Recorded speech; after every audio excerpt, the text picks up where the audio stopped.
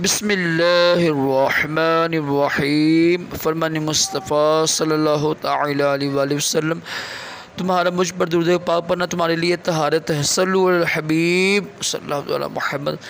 मुस्कुराना भी अज़ीम सुन्नत मुबारक रशद अत्तारी नूरी दवा खाने की तरफ से। और आप देख रहे हैं मुजर्रद नुस्खे, एक नुस्खा लेकर आया हूँ मैदे के दर्द के हवाले से। आप सबको इस्लामी साल मुबारक हो। कल यकम मुहर्रम है। कोशिश करें आज मगरिब की नमाज से लेकर ना और फजर की अज़ान से पहले ना सूरह मुल्क पढ़ लें। बल्कि हर इस्लामी महीने में ना, हर इस्लामी महीने की पहली रात को ना सूरह मुल्क पढ़ा करें। इंशाल्लाह मुसीबतें बलाएँ सख्तियाँ दूर होती हैं।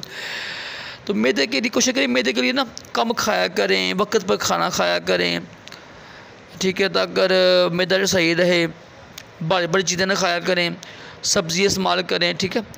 जो होते हैं बाहर की चीज़ें होती हैं जो जिससे पेट ख़राब होता है, समोसे, पकोड़े, पिज़्ज़े, बोतलें, इससे मसला बनता है। कोशिश करें परहेज़ किया करें, नरम ग़िज़ा इस्तेमाल करें। अगर दर्द हो रहा है ना तो नुस्खा मैं ऊपर लिख दूँगा, ये नुस्खा बना के आप इस्तेमाल कीजिएगा।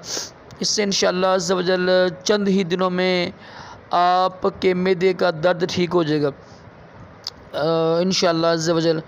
सुन्नत के मतलब खाना खाया करें, ठीक है। चबा कर ना, लुक़मा चबा कर खाया करें और आखिर में पानी ना पिया करें, कम खाएं बस, ठीक है। और बाहर की चीज़ें ना खाएं। इससे इंशाअल्लाह आपका मैदा ठीक रहेगा, सेहत भी ठीक रहेगी। मैदा ठीक रहे ना इंसान का, बकाया पूरा जिस्म इंसान का ठीक रहता है।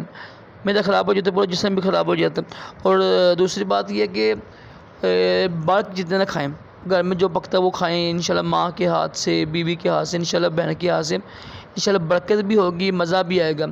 और कम खाएँ, वक्त पर खाएँ, नुस्खा इस्तेमाल करें ये वाला। इंशाल्लाह इस नुस्खे की बरकत से आपका पेट में दर्द ठीक हो जाएगा इंशाल्लाह, जलन ठीक हो जाएगी, गैस ठीक हो जाएगी इंशाल्लाह। अल्लाह पाक हम सब को तमाम जिस्मानी रूहानी बीमारियों से महफूज रखे। सल्लु